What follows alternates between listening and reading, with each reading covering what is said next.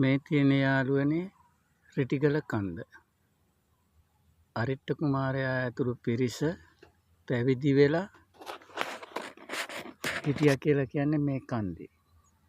මේක කඳු පන්ති 7කින් යුක්තයි කියලා කියනවා.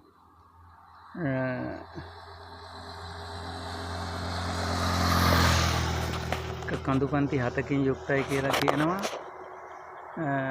බොහොම දුර්ලභ වර්ගයේ සමනල වර්ග සහ ඖෂධ පැලෑටි මේ කන්දේ තියෙනවා කියලා ජනප්‍රවාදවල තියෙනවා. ඒ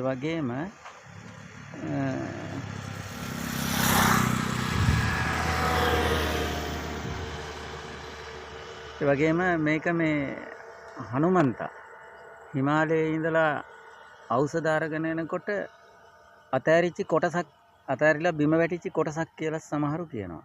රිටිගල කන්ද කොහොමටත් ඓතිහාසික අනුරාධපුර යුගයේ දේවානම්පියතිස්ස රජ සමයේ ඉඳලා ශාසනික වශයෙන් වැදගත්කමක් තරන ආගමික පුණ්‍ය භූමියක් හැටියට ප්‍රසිද්ධ ස්ථානයක්.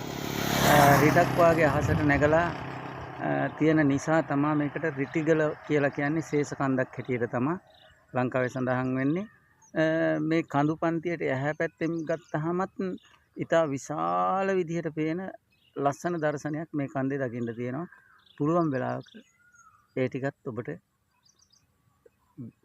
ආසායට දකින්න අවස්ථාවක් ලැබුණොත් මම ඉදිරිපත් කරන්න.